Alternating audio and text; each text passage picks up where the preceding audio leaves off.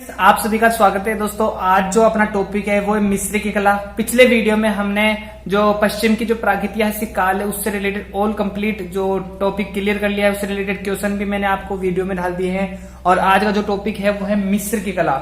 और दोस्तों यार मेरा आपसे प्रॉमिस है कि इस वीडियो के बाद में आपको बिल्कुल भी कोई भी कंफ्यूजन नहीं रहेगा मिस्र की कला को लेकर। इससे बनने वाले क्वेश्चन इस वीडियो में आप पूरी तरह से कंप्लीट कर लोगे। और दोस्तों अगर आप नए हैं चैनल पे, अगर आपने चैनल को सब्सक्राइब नहीं किया है तो प्लीज सब्सक्राइब कर ले, ताकि आर्ट से रिलेटेड अगर आप टीजीटी पीजीटी यूजीसी नेट किसी भी आर्ट फाइन आर्ट एग्जाम की तैयारी कर रहे हैं तो आपके लिए बहुत हेल्पफुल होने वाला है ये वीडियो। और अब चलो आप शुरुआत करते हैं बिना वक्त गवाए। दोस्तों देखो मिस्र की कला को पढ़ने से पहले अगर आपको मिस्र की कला को समझना है तो थोड़ा सा पास्ट में जाना पड़ेगा। हमने जो प्रागैतिहासिक काल पढ़ा था, ठीक है, प्रागैतिहासिक काल में नवपाषाण काल हमने पढ़ा था कि नवपाषाण काल 10,000 ईसा पूर्व से 5,000 ईसा पूर्व रहा। दोस्तों जो नवपाषाण काल में मनुष्य क्या है कि धीरे धीरे क्या विकसित होने लगा था उस समय। और मैंने आपको बताया था कि नवपाषाण काल के बाद में लोह युग, जो ताम्र युग, कांस्य युग, लोह युग स्टार्ट हो चुका था, सभ्यताएं पनपने लगी थी। उसका भी एक क्रम होता है, कोई भी चीज एकदम से शुरू नहीं होती, वो स्टार्टिंग धीरे धीरे जो है ना एक आगे जाके बनती है सभ्यता भी। तो इसका जो विकास कैसे हो दोस्तों, जो नवपाषाण काल था उसमें मनुष्य ने कृषि का जो कृषि करने लग गया था, मनुष्य विकसित हो गया था। और उस समय क्या हुआ था कि जो एक तरीके से आखेट के स्थान पर उसने कृषि को अपना प्रमुख प्रसाधन बनाया जीवन यापन का। और जो सभी लोग क्या समूह के रूप में रहने लगे थे, मनुष्य क्या समूह के रूप में रहने लगा, जिससे क्या हो कि गांवों का विकास हुआ और जो गांव से धीरे धीरे नगरों का विकास हुआ।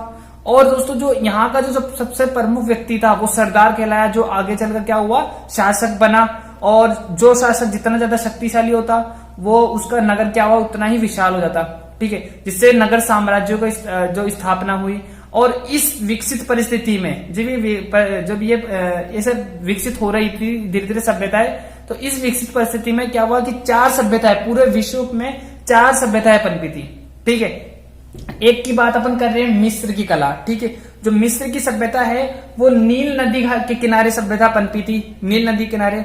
दूसरी मेसोपोटामिया की जो दजला फिरात नदी की सभ्यता जो नदी के किनारे पनपी थी, ठीक है। तीसरी अपनी सिंधु घाटी सभ्यता जो सिंध नदी के किनारे पनपी। और चौथी चीनी सभ्यता जो पीली नदी के किनारे से पनपी थी। तो विश्व में 4 सभ्यताएं पनपी और जिसमें से अपन बात करेंगे आज मिस्र की। और मिस्र के बारे में बात करते हैं दोस्तों, सबसे पहले जो मिस्र की कला है, एक चीज तो याद रखना कि मृतक संस्कारों की कला है। इनकी जो पुस्तक है मृतकों की पुस्तक, उसमें जो वर्णित जो जितने भी जो इसके अंदर वर्णन किया गया है उसी के आधार पे संपूर्ण कला है ना पनपी थी ये सारी की सारी। तो मिस्र की कला किस पर आधारित है? मृतक संस्कारों पर आधारित है, ठीक है। मृतक संस्कारों की कला है। मरने के बाद जीवन में विश्वास रखते थे। मिस्र के जो निवासी थे वो 2 प्रकार की आत्माओं में निवास करते थे मरने के बाद, का और बा, ठीक है। हम सारा कुछ क्लियर करेंगे इसके बारे में। और सेकंड चीज आपको क्या रहेंगे, किस नदी के किनारे? तो नील नदी के किनारे ये सभ्यताएं पनपी थी, ठीक है। इसके सबसे पहले साक्ष्य दोस्तों क्या प्राप्त हुए थे 1798 में। 1798 में क्या हुआ, नेपोलियन का एक अधिकारी था, सैनिक अधिकारी, जिसको एक शिला मिली, जिसका नाम था रोजेता शिला, ठीक है। रोजेता शिला थी। इस पर जो मिस्री लिपि में कुछ लिखा हुआ था, उस समय तो पढ़ा नहीं जा सकता था। बाद में क्या हुआ, ये शोपालिया जो जर्मन विद्वान थे, शोपालिया तथा यंग, इन्होंने सर्वप्रथम इस लिपि को पढ़ने में सफलता प्राप्त की। अगर आपको पूछ लिया जाए कि जो रोजेता शिला कब प्राप्त हुई थी, तो 1718 में, है ना, 1798 में रोजेता शिला प्राप्त हुई। इसे सर्वप्रथम किसने पढ़ा, ठीक है, तो सर्वप्रथम शोपालिया तथा यंग नामक जो विद्वान थे उन्होंने इसको सर्वप्रथम पढ़ा था, ठीक है। 1837 में, ठीक है, 1837 में मेकुरे जो राजा थे, यहाँ के जो शासक थे, मेकुरे की मम्मी मिली, लेकिन वो बाद में क्या होगी, मिलने के बाद में गुम हो गई, ठीक है। 1838 में खफरे, सम्राट खफरे की मम्मी मिली, लेकिन जब इंग्लैंड वाले उनको जहाज के माध्यम से समुद्र के द्वारा लेके जा रहे थे तो समुद्र में डूबने से वो भी क्या होगी, नष्ट हो गई थी, ठीक है।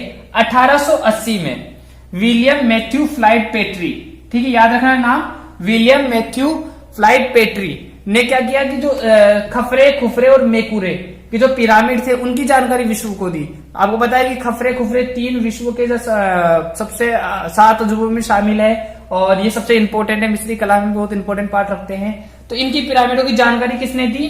विलियम मैथ्यू फ्लाइट पेट्री ने दी थी 1880 1980 में।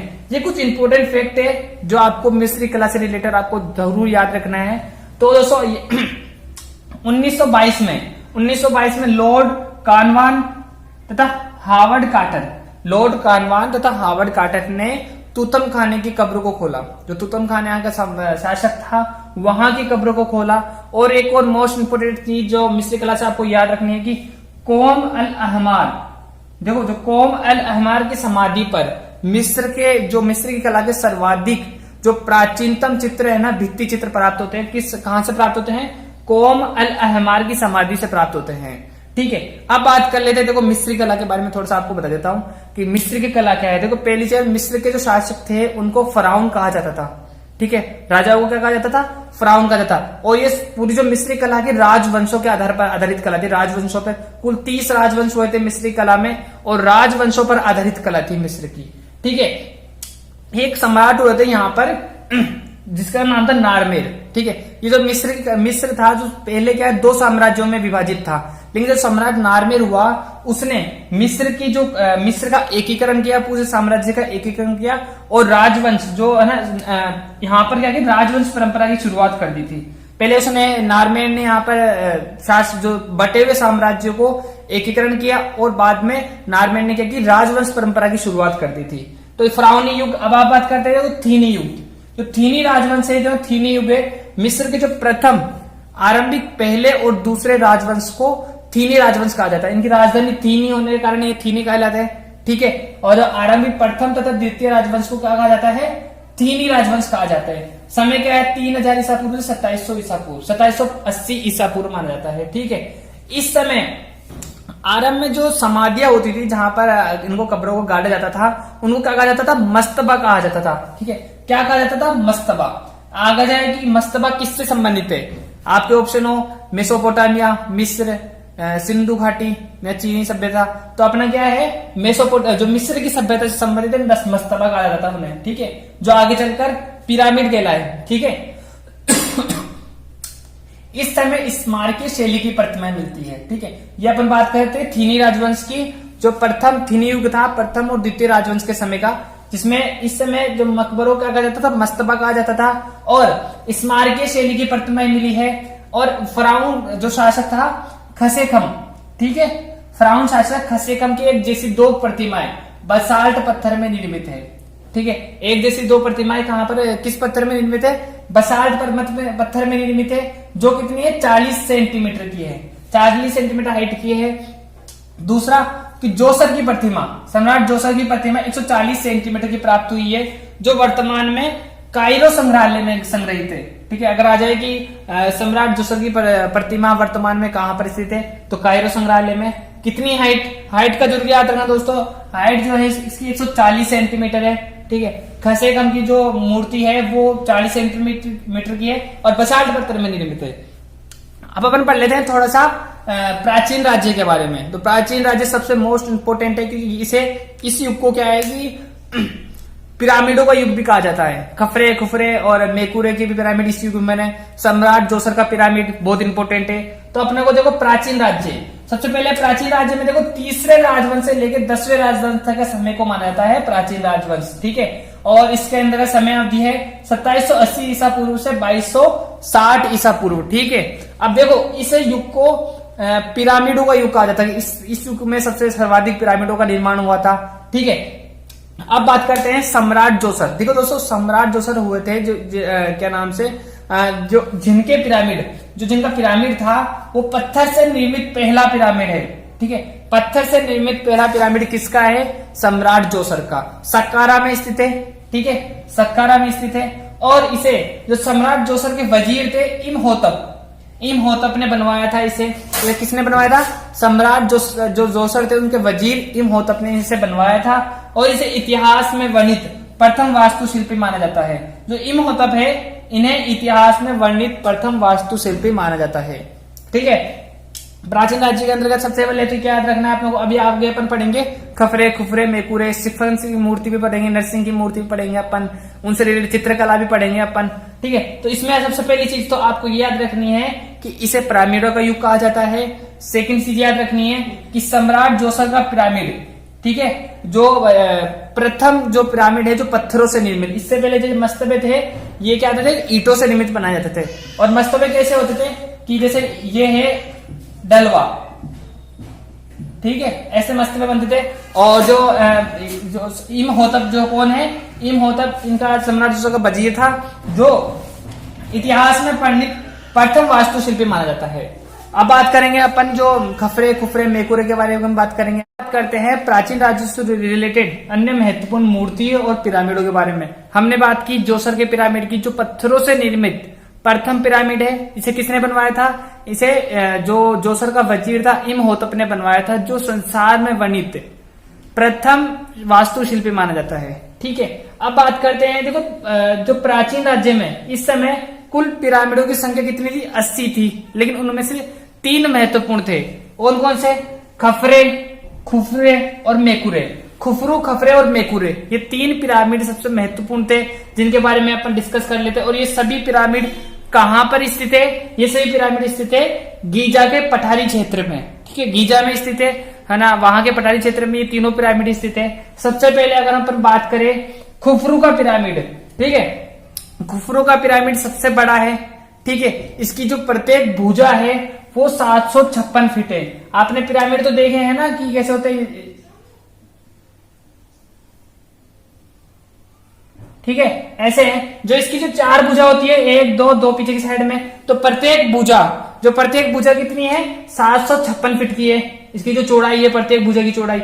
और इस पिरामिड की जो हाइट है, टोटल हाइट है, वो है 451 फीट। सबसे बड़ा पिरामिड है जो किसका पिरामिड है, खुफरू का पिरामिड है। और इसके प्रत्येक भुजा 756 फीट है और ऊंचाई कितनी है, 451 फीट है। दूसरे पिरामिड की बात करें अपन तो खफरे का है दूसरा पिरामिड, इसकी प्रत्येक भुजा है 708 फीट, ठीक है, 708 फीट है। और इसकी जो ऊंचाई है 447 फीट है, ठीक है। तीसरे पिरामिड की बात करें अपन तो तीसरा पिरामिड है मेकुरे का, ठीक है, और इसकी ऊंचाई है 204 फीट। तो खफरे, खुफरू और मेकुरे, ये 3 पिरामिड है। इनके बारे में अपनों को जरूर ये हाइट और जो लेंथ से रिलेटेड अपनों को जरूर जो इसके वो है वो याद रखने हैं। कभी मिलान वाला क्वेश्चन आ जाता है कई बार। अब अपन बात करते हैं जो पिरामिडों का निर्माण। देखो दोस्तों, जो पिरामिड क्या होते थे, इसके निर्माण में बहुत अधिक खर्चा आता था। अगर आप यूट्यूब पे इनके वीडियो भी देखेंगे पिरामिडों की, तो आप देख कर ही आप अंदाजा लगा सकते हो कि इनके निर्माण में कितना खर्चा आता होगा और कितना इनके श्रम लगता होगा। तो जो कई इन राजाओं ने, उन तीनों जो शासकों ने इतना राजकोष जो धन था वो इनमें लगा दिया कि आने वाले पिरामिड जो इनके वंशाधिकारी होते हैं, उन्होंने इसका निर्माण ही बंद करा दिया। छोटे आकारों में पिरामिडों का निर्माण करने लगे। तो पिरामिडों का निर्माण चतुर्थ राजवंश के समय रुक गया। और बाद में क्या हुआ, पिरामिडों की जगह मध्यम आकार के छोटे छोटे मंदिर बनाने लगे ये, और जिसमें अबू गुरब का जो मंदिर है 5वें राजवंश के समय बना था। चौथे राजवंश के समय पिरामिडों का निर्माण पूरी तरह से क्या होता है, रोक दिया था, क्योंकि राजकोष काफी खाली हो चुका था इसके कारण। और फिर बाद में 5वें राजवंश के समय ये जो अबू गोरब का मंदिर बना, ठीक है। इस युग की कला को क्या कहा जाता है, मेम्फाइट कहा जाता है, ठीक है, याद रखना है अपनों को। अब दूसरी चीज हमें सिक्फन्स की मूर्ति। देखो सिक्फन्स जो मूर्ति है मोस्ट इंपोर्टेंट है आपके लिए एग्जाम के लिए, ठीक है। ये नरसिंह की मूर्ति है, जो मुख्य रूप से क्या है कि इसके अंदर क्या है, इसके अंदर जो पूरा शरीर है ना, जो पूरी बॉडी है वो तो शेर की है, और जो चेहरा है वो चेहरा किसका है, मनुष्य का है, आदमी का है। इसकी जो पूरी जो मूर्ति है, इसकी लंबाई है 240 फीट। 240 फीट तो इसकी क्या है, ऐसे लंबाई है। और ऊंचाई है 66 फीट। इसकी हाइट कितनी है, 66 फीट इसकी हाइट है, और लंबाई है 240 फीट, ठीक है। चेहरे की चौड़ाई 13.5 फीट, 13.5 फीट का इसका चेहरे की चौड़ाई कितनी है, 13.5 फीट है। और पंजे की जो लंबाई है वो है 50 फीट। 50 फीट लंबे पंजे इसके, काफी बड़ी विशाल मूर्ति है ये। ये कहां पर है, जो खफरे का जो पिरामिड है उसके पास ही बनी हुई है ये जो मूर्ति है, सिक्फन्स की मूर्ति। अब देखो दोस्तों, ये मूर्ति में जो चेहरा है वो किसका है, देखो यह मूर्ति आइसस के पुत्र होरस की है, ठीक, होरस की मूर्ति है। अब बात कर लेते हैं अन्य मूर्तियों के बारे में। देखो प्राचीन राज्यों में से के समय बने मूर्तियों में एक खफरे की मूर्ति प्राप्त हुई है, डायोराइट पत्थर से बनी, डायोराइट पत्थर से बनी एक खफरे की मूर्ति प्राप्त हुई है। इसके अलावा रोहतक तथा उसकी पत्नी नाफ्रेट की प्रतिमा चूना पत्थर में निर्मित मिली है। ठीक है, चित्रकला से रिलेटेड अगर हम बात करें तो उत्कीर्ण चित्रों में देखो, उत्कीर्ण चित्रों को रंगने की कला इस युग की मौलिक देन है। उत्कीर्ण रिलीफ चित्र बनाए दोस्तों, ये रिलीफ वर्क करते थे, जिसके माने इनको रंगने की कला इस युग की मौलिक देन क्या है, रंगने की। इनको रंगा भी जाता था। डूबे हुए रिलीफ, इसके अलावा डूबे हुए रिलीफ के चित्र भी इस युग की मौलिक देन है। इस समय इसका विकास हुआ था। प्राचीन राज्य में 5वें राजवंश के समय चित्रकला की सर्वाधिक उन्नति कब हुई थी? 5वें राज्य में, जो प्राचीन राज्यों में 5वें राजवंश के समय चित्रकला की सर्वाधिक उन्नति हुई थी। ठीक है, और 5वें राजवंश, एक सबसे महत्वपूर्ण बात यह है कि 5वें राजवंश में जो सूर्य की उपासना को राष्ट्रीय धर्म घोषित कर दिया गया था।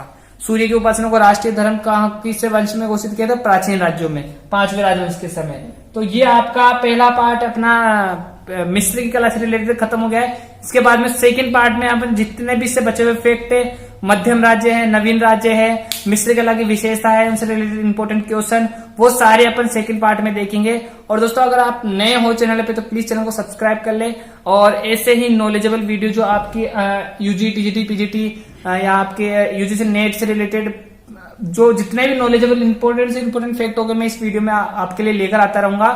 तो आपका बहुत बहुत धन्यवाद। अब हम नेक्स्ट वीडियो मिलते हैं हम।